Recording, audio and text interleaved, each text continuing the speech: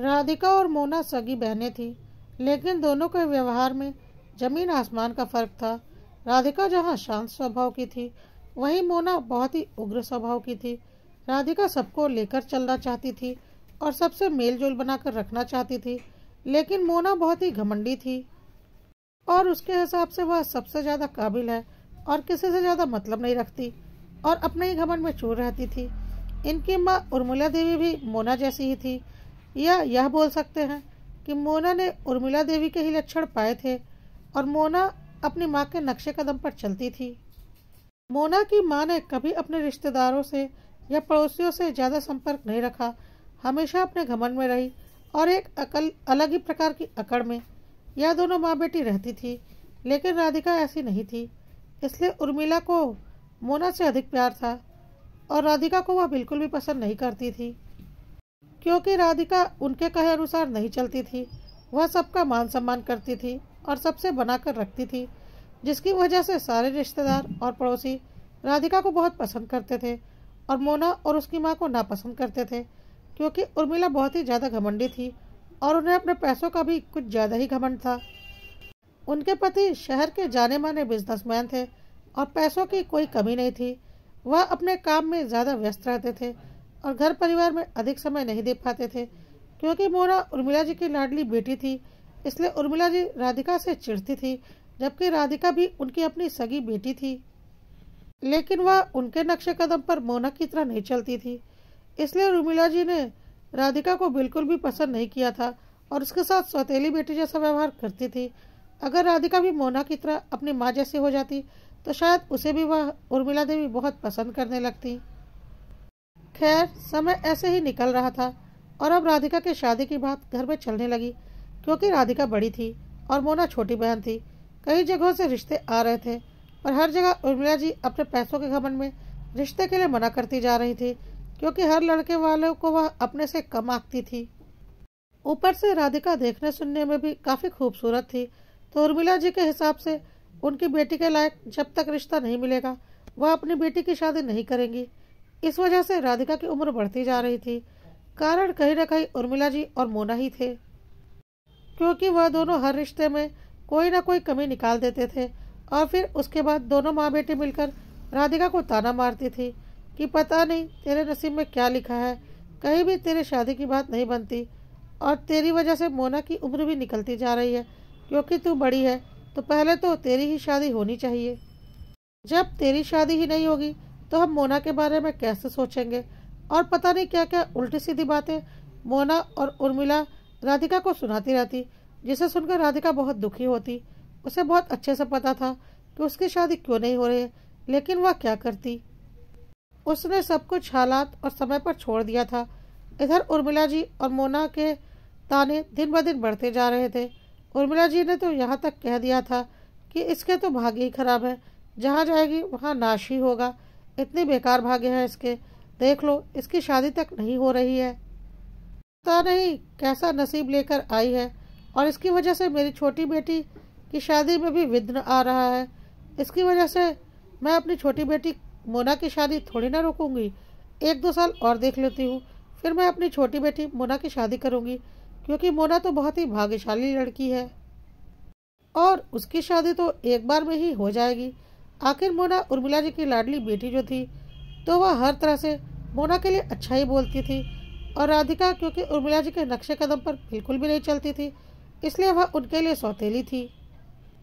खैर, कहीं एक जगह राधिका की बात वायरल हो गई, क्योंकि इस बार उर्मिला देवी और मोना ने कहीं से भी लड़के और उसके घर वालों में कोई कमी नहीं निकाल पाई और अब उर्मिला जी को भी लग रहा था कि चलो राधिका की शादी कहीं तो हो जाने देते हैं, नहीं तो मोना की शादी में और देरी होगी। इसलिए इस बार वह सब चुप मार कर बैठी थी, पर उनके मन में तो यही था कि राधिका की शादी अच्छी नहीं हो रही है, वह भाग्यशाली नहीं है और हमारी मोना तो बहुत बड़े और अच्छे घर में जाएगी, बहुत भागों वाली है हमारी मोना। राधिका की शादी आलेख से तय हुई थी और आलेख एक प्राइवेट कंपनी में इंजीनियर था, हर तरह से काबिल था, परिवार भी अच्छा खासा था, पर फिर भी राधिका के पापा जितने पैसे वाला घर से नहीं था, इसलिए राधिका की माँ का घमंड अभी भी जस का तस था और वह राधिका को अभी भी गाय बगाए ताना मारती रहती थी, देख लो अपना नसीब, तेरे भाग्य कैसे हैं? मायके में तो तू इतनी अमीर थी, वह भी हमारे भाग्य से। पर अब तू अपना भाग्य लेकर अपने ससुराल जा, क्योंकि तेरे नसीब में तो वही होगा जो तुझे मिलेगा। हमारे और मोना के नसीब से तो तू यहाँ महलों की जिंदगी जी रही थी, पर तेरे नसीब में आगे क्या लिखा है वह तू ही जाने। इस घर से तो तुझे जाना ही पड़ेगा। इतनी तो कोशिश की अपनी बराबरी वालों में तेरी शादी करने की, लेकिन जब तेरे नसीब में ही नहीं था तो हम क्या कर सकते हैं। अब मेरी मोना के नसीब देखना, वह कितने बड़े घर में जाएगी। हाँ, जितना वक्त तेरी शादी में लगा, ऐसा कुछ मोना की शादी में तो नहीं होने वाला। तुझे विदा करते ही अगले ही साल मैं मोना की शादी कर दूंगी, और बहुत ही बड़े घर में, क्योंकि मेरी मोना तो है ही बहुत भाग्यशाली। इतने दिन तूने हमारे साथ हमारे भाग्य की वजह से ऐश की जिंदगी जी ली, लेकिन अब शादी के बाद तू जाने और तेरा भाग्य जाने। हमने बहुत कोशिश कर ली, लेकिन अब तेरे भाग्य में जो लिखा है वही तो होगा। राधिका ने कोई जवाब नहीं दिया। अपनी माँ के स्वभाव का उसे पता था। अगर वह अपनी माँ के हाँ में हाँ मिलाएगी तो वह भी मोना की तरह अच्छी बेटी कहलाएगी। अगर वह अपने रिश्तेदार और पड़ोसियों से दूरी बनाकर रखेगी और पैसों के घमंड में रहेगी तो वह भी मोना की तरह बहुत ही अच्छी बेटी और भाग्यशाली कहलाएगी। लेकिन उसे यह सब कुछ करना पसंद नहीं था। खैर, राधिका और आलेख की शादी हो गई और आलेख राधिका को लेकर अपने घर चला गया। राधिका अपने ससुराल आई। थोड़ा वक्त तो लगा, लेकिन धीरे धीरे अपने स्वभाव के कारण उसने ससुराल में सबका मन जीत लिया और ससुराल में सब राधिका को बहुत अधिक पसंद करते थे। राधिका के ससुर जी का अपना बिजनेस था, जो कि कुछ खास अच्छा नहीं चल रहा था।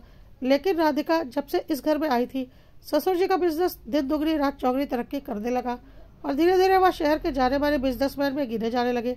एकाएक उनके बिजनेस में इतना अधिक मुनाफा होने लगा। और इधर राधिका के पति आलेख की भी रेलवे में सरकारी इंजीनियर के पद पर नियुक्ति हो गई। और राधिका का एक छोटा देवर था जो कि यूपीएससी की तैयारी कर रहा था, और उसने अगले ही साल इसकी परीक्षा निकाल ली और एक आईएएस ऑफिसर बन गया। राधिका के ससुराल का घर कोई बहुत बड़ा नहीं था, राधिका के मायके की तरह। इस बात का भी राधिका की माँ ने कई बार राधिका को ताना मारा था। लेकिन अब राधिका के ससुर जी का बिजनेस बहुत ही अच्छा चलने लगा था, तो राधिका के ससुर जी ने एक बहुत बड़ी कोठी खरीदी। राधिका के ससुराल में सब बहुत खुश थे और कोठी खरीदने की खुशी में उन्होंने एक पार्टी दी थी, जिसमें राधिका के मायके वालों को भी बुलाया गया था।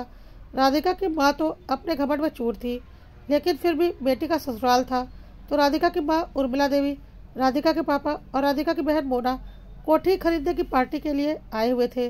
वह तो अपने घमंड में थे, लेकिन जब वह अंदर गए तो कोठी की चमक दमक देखकर उन्हें यकीन नहीं हो रहा था, क्योंकि यह कोठी उनके अपनी कोठी से बहुत अधिक बड़ी और शानदार थी। उनके अंदर आते ही राधिका की सासू माँ ने बोला, आइए समदन जी, आपका ही इंतजार था। बहुत ही भाग्यशाली है आपकी बेटी। जब से उसके कदम हमारे घर में पड़े हैं, हमारे तो दिन ही बदल गए हैं। राधिका के ससुर जी की दिन दुगनी रात चौगनी तरक्की हो रही है बिजनेस में, और आलेख की भी सरकारी नौकरी लग गई है। साथ ही साथ हमारा छोटा बेटा भी आईएएस ऑफिसर बन गया है। सच में राधिका बहुत भागों वाली है। इसके इस घर में कदम रखने से हमारे तो घर के तकदीर ही बदल गए हैं। और पता नहीं क्या क्या तारीफ राधिका के सासू माँ ने राधिका के लिए किए जा रही थी, जिसे उर्मिला जी और मोना जी बिल्कुल भी बर्दाश्त नहीं कर पा रही थी, क्योंकि उर्मिला जी के हिसाब से तो बस वह और उनकी प्यारी बेटी मोना ही भाग्यशाली थे। राधिका तो अभागी थी, लेकिन ऐसा कुछ नहीं था। यह बात तो उन्हें बहुत अच्छे से समझ में आ रही थी, क्योंकि जिस दिन से राधिका विदा हुई थी उसी दिन से राधिका के पापा के बिजनेस में दिनों दिन घाटा हो रहा था। मोना की तो शादी भी कहीं तय नहीं हो पा रही थी, जबकि उर्मिला देवी को लगता था कि वह मोना की शादी तो तुरंत तय कर लेंगी, क्योंकि मोना तो बहुत ही भाग्यशाली है। पर ऐसा कुछ नहीं हो रहा था। यहाँ तक कि कुछ दिनों के बाद राधिका के पापा को अपना बिजनेस बंद करना पड़ा और वह घर बैठ गए, और इधर राधिका के ससुराल में दिन दुगनी रात चौगनी तरक्की हो ही रही थी। खैर, राधिका के पापा ने पहले ही बहुत पैसे कमाए थे, इसलिए उन्हें पैसों की तो कोई बहुत दिक्कत नहीं हुई थी बिजनेस बंद होने की वजह से। लेकिन अभी मोना की शादी नहीं हुई थी और राधिका के पापा घर बैठ गए थे, तो कोई लड़के वाले मोना से शादी करने को तैयार ही नहीं होते थे। सबको ऐसा लगता था कि पता नहीं क्या लेन देन होगा, और शादी के बाद क्या पता लड़की के पापा कुछ करते नहीं है तो लड़की को ही अपने मम्मी पापा का ख्याल रखना पड़े। और पता नहीं ऐसी कई बातें सोचकर मोना से शादी करने के लिए कोई लड़के वाले तैयार नहीं हो रहे थे। लेकिन इधर फिर भी उर्मिला जी और मोना का घमंड कम नहीं होता था। उन्हें अभी भी लगता था कि राधिका उनके मुकाबले बहुत ही कम भाग्यशाली है। उर्मिला जी बहुत ही कम राधिका को अपने घर बुलाती थी और अपने घमंड में ही जीती थी। धीरे धीरे इसी तरह से 5 साल बीत गए। राधिका इस बीच एक बच्चे की माँ भी बन गई, लेकिन इस बीच वह सिर्फ 2 या 3 बार ही मायके गई थी, वह भी 1 या 2 दिन के लिए, क्योंकि उर्मिला देवी अपने ही घमंड में उसे कभी भी बुलाती ही नहीं थी। और मोना अभी भी कुंवारी ही थी। मोना अब डिप्रेशन में रहने लगी थी। उसका घमंड चूर चूर हो चुका था। उसे लगता था अब उसका क्या होगा, उसकी तो शादी भी नहीं होने वाली। जो दुख मोना और उर्मिला देवी मिलकर राधिका को देती थी, वही दुख आज वह खुद भोग रही थी और काफ़ी परेशान भी थी। फिर भी उर्मिला देवी के दिमाग में यह बात नहीं आ रही थी कि उन्होंने राधिका के साथ कितना गलत किया है। खैर, मोना की शादी के लिए परेशान होकर उन्होंने ज्योतिषियों के चक्कर लगाने शुरू कर दिए और काफ़ी पता करने पर शहर के एक बहुत बड़े ज्योतिषी का उन्हें पता चला, जो कि बिल्कुल सटीक बातें कुंडली देखकर बताते थे। और उन्होंने उनके पास जाने की सोची और मोना को लेकर ज्योतिषी के पास गई। ज्योतिषी ने बोला, मुझे आपके पूरे परिवार की कुंडली चाहिए, तब मैं पूरे डिटेल्स आपको इन सब चीज़ों के बारे में बता सकूंगा। तो उर्मिला देवी ने अपने पति की, राधिका की और उर्मिला की सबकी जन्मपत्री पंडित जी को दे दी। पंडित जी उसे देखने लगे और समझने लगे। उसके बाद पंडित जी अपने निष्कर्ष पर पहुंचे और उन्होंने उर्मिला देवी को बताया, जी आपके घर में समस्या का मुख्य कारण यह है कि आपके घर में सारा भाग्य आपकी बड़ी बेटी राधिका की वजह से था। वह इतनी भाग्यशाली लड़की थी कि जिस घर में रहती उस घर की बरकत निश्चित थी। इसलिए जब तक वह मायके में थी, आपके पति का बिजनेस दिन दुगनी रात चौगनी तरक्की कर रहा था और आपके पास पैसों की कोई कमी या दिक्कत नहीं थी और न ही किसी अन्य बात की कोई कमी थी, क्योंकि राधिका के कदम बहुत ही भाग्यशाली थे और वह जहाँ भी रहेगी वह हमेशा खुशहाली ही रहेगी। इसलिए जिस दिन से वह विदा हुई है, अपने साथ अपना भाग्य भी लेकर चली गई है, क्योंकि बेटियों को तो विदा होना ही पड़ता है। तब उर्मिला देवी को ध्यान आया कि किस तरह से राधिका के ससुराल वाले दिन दुगनी रात चौगनी तरक्की कर रहे हैं। जिस राधिका को वह हमेशा दुर्भाग्यशाली बोलती थी, आज उन्हें पता चला कि उसी के भाग्य से उनके ठाठ और आराम चल रहे थे, जिसे वह अपना और अपनी प्यारी बेटी मोना का भाग्य समझती थी। पंडित जी ने बोला, आपकी बेटी मोना का भाग्य आपकी राधिका के भाग्य जैसा तेज नहीं है, इसलिए इसकी शादी में दिक्कत आ रही है, लेकिन इसकी शादी हो जाएगी इस वर्ष। योग तो बन रहा है इसकी शादी का, लेकिन हाँ, जैसी शादी आपकी बड़ी बेटी राधिका की हुई है वैसी इसकी ना हो पाएगी, क्योंकि इसके भाग्य में वैसा सुख आराम नहीं लिखा हुआ है। इसकी शादी आपको अपने से छोटे घर में करनी पड़ेगी। उर्मिला देवी ने बोला, यह आप कैसी बातें कर रहे हैं? माना कि अभी मेरे पति का बिजनेस नहीं चल रहा, लेकिन हमें रुपए पैसे की कोई कमी नहीं। हम अपनी बेटी का बड़े से बड़े घर में विवाह करेंगे। पंडित जी ने बोला, आपके बोलने से क्या होगा? जहाँ आपकी बेटी का नसीब होगा वहीं तो उसका विवाह होगा, और इसकी कुंडली के हिसाब से मैं इसका नसीब देख पा रहा हूँ, और इसका विवाह बहुत ही साधारण लड़के से साधारण घर में लिखा हुआ है। आप लाख चाहें, आपकी बेटी मोना राधिका जैसे बड़े घर में नहीं जा पाएगी। और राधिका की भी शादी बड़े घर में नहीं लिखी थी, पर उसके भाग्य में बड़ा घर लिखा था, जो कि उसे शादी के बाद शायद मिल गया होगा, और उसके भाग्य से उसके ससुराल वालों को भी बड़े घर में रहने का सौभाग्य मिल गया होगा। पर मोना के साथ ऐसा नहीं है, इसके भाग्य में साधारण घर ही लिखा हुआ है। सीधी सी बात है कि आपके घर का सारा भाग्य, सुख, आराम और पैसे आज तक जो आप लोगों ने प्राप्त किया है वह राधिका के भाग्य से था। आप मानो या ना मानो, अगर आप आगे भी चाहते हो कि आपके घर में सब कुछ पहले जैसा अच्छा चले, तो वैसा ही सुख, आराम और पैसा बरसता रहे, तो समय समय पर अपनी बेटी राधिका और दामाद को बुलाकर उनकी अच्छे से आवभगत कीजिए। बेटी दामाद की खातिरदारी कीजिए। आप जितना अपनी बेटी दामाद के साथ अच्छा व्यवहार करेंगी, उतना आपकी बरकत होगी। अब उर्मिला जी ने सोचना शुरू किया कि राधिका की शादी के बाद से उन्होंने राधिका और दामाद जी को कभी भी बुलाया भी नहीं।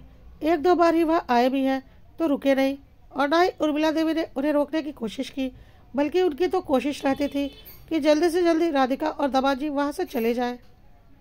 पंडित जी से इतना सब कुछ सुनने के बाद भी उर्मिला देवी का घमंड कम होने का नाम नहीं ले रहा था, और उनके हिसाब से वह और उनकी बेटी मोना ही सबसे अधिक भाग्यशाली थे, ना कि राधिका। लेकिन पंडित जी ने तो कुछ और ही बताया। उर्मिला जी ने 1-2 पंडितों से और मुलाकात की। और उन लोगों ने भी जब ठीक यही बात बोली तो उर्मिला जी को समझ में आ चुका था कि उनका सारा रुतबा सिर्फ और सिर्फ राधिका की वजह से था, जिससे उन्होंने कभी कुछ नहीं समझा। अब उर्मिला देवी और मोना को बहुत अच्छे से समझ में आ चुका था कि खुद को सबसे अधिक भाग्यशाली समझना उनकी बेवकूफ़ी है। कौन किसके भाग्य से ठाठ की जिंदगी जी रहा है और खा रहा है कोई नहीं जानता। जिस राधिका की वह गिनती भी नहीं लगाते थे, उसी राधिका की बदौलत उनके सारे ठाठ थे जो कि राधिका के नसीब में थे और उसे अभी भी मिल रहे थे, पर मोना और उर्मिला देवी के नसीब से जा चुके थे।